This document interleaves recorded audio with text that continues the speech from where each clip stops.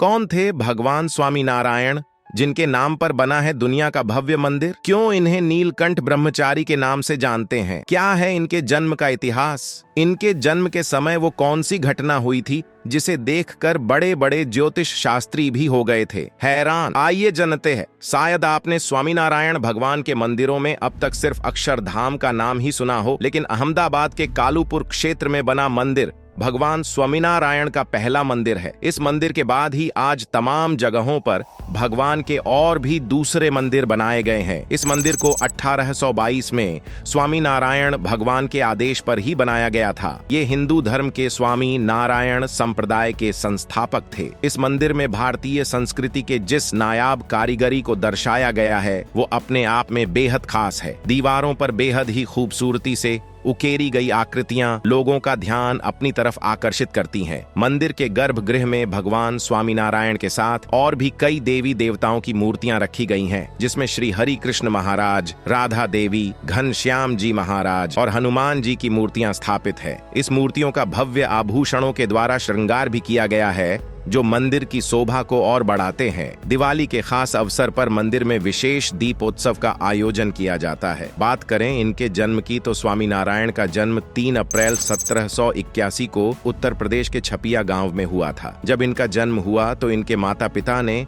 इनका नाम घनश्याम रखा। उस वक्त कई ज्योतिष शास्त्रियों ने देखा कि इनके जन्म के समय इनके पैरों और शरीर पर कई असाधारण निशान मौजूद है, जिसे देखकर उन्होंने इन्हें एक असाधारण बालक बताया जो आगे चलकर मानव हित के लिए कार्य करेगा। इन्होंने बेहद ही कम उम्र में अपने पिता से तमाम उपनिषदों और वेदों का ज्ञान अर्जित कर लिया था और उसे उतनी ही सामर्थ्यता के साथ दूसरों के सामने प्रदर्शित भी करते थे, जिससे बड़े बड़े विद्वान भी शर्मा जाते थे। जब ये 11 साल के थे तभी इनके माता पिता का स्वर्गवास हो गया और ये उस छोटी सी उम्र में ही घर छोड़कर निकल पड़े और अपनी पहचान बदलकर नीलकंठ ब्रह्मचारी के नाम से जाने गए।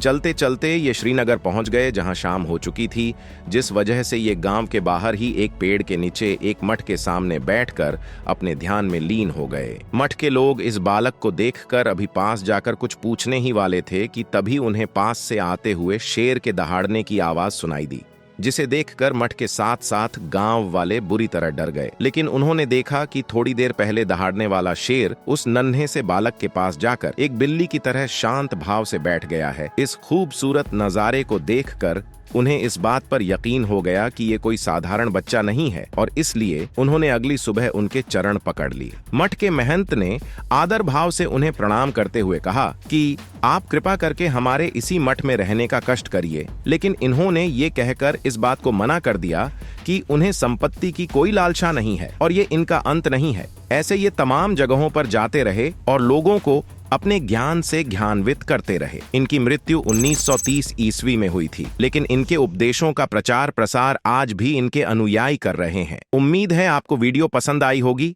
अगर हाँ तो इसे लाइक करके हमारे फेसबुक पेज को फॉलो करना न भूले।